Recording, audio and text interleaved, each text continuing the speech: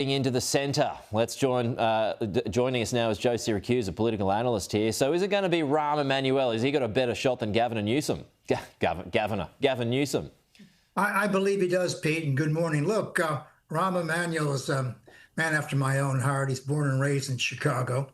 He was congressman from the 5th District 3 times, and then he went on to work with President Clinton before that, I think. And then he worked with Barack Obama, and then he became, I think, ambassador, mayor of Chicago for a term, and then he became ambassador to Japan. So he's got all the credentials. He's got as many credentials as George H.W. Bush. That's George W. Bush's father, who had a lot of credentials. And he's well known in the party. He's helped a lot of people get elected, and he's also very tough. You know, his nickname is Rambo. Even his mother calls him Rambo. He's been known to send people who don't like him, pollsters, for example, dead fish in the mail. So, you know, he makes his point very clear. And also, he's had a gutful of the Democratic Party's political correctness. I think that's what he was trying to say on Megyn Kelly's show. He's tired of all this pussyfooting around and all the rest of it. He says he respects everybody, but he doesn't. Yeah. He thinks Kamala Harris was a disaster. He thinks the Democrats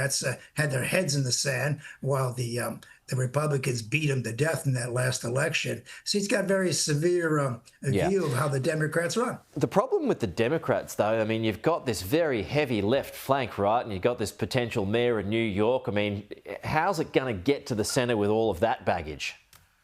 Well, if you want to win, you have to get somebody in the center. I mean, you know, there was a famous book in the 40s and 50s called The Vital Center by Arthur Schlesinger. If you want to take the high ground in America, if you want to win anything, you got to be in the center at the end of the contest, or you're not going to get those independent votes. So he knows how to play the game. And what I like about him is, you know, he's got his head in the real world.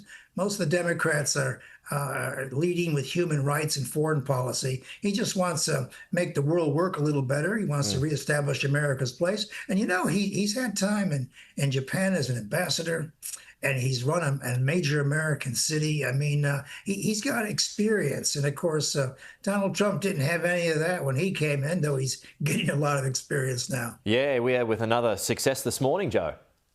Well, yeah, he's done very well. You know, when presidents are having a tough time at home, Pete, what they do is they go overseas. That's what President Nixon did in 1972. He gets results, you know, because people are nicer to him when he goes different places. But look, and of course, the lady he cut the deal with, who runs the EU, she's about as unpopular as he might be popular in the Republican Party. So she cut a deal for 27 nations. She's got the tariff down to 15%. She's pledged to buy a whole bunch of things. And presidents trying to close the trade gap, and tariffs 15%. It's not quite 10 as it is with better the than UK. 30 though.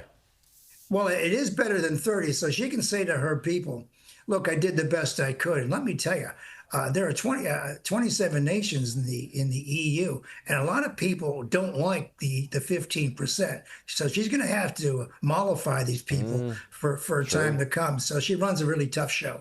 Good point. Joe Siracusa, good to see you as always on this Monday morning.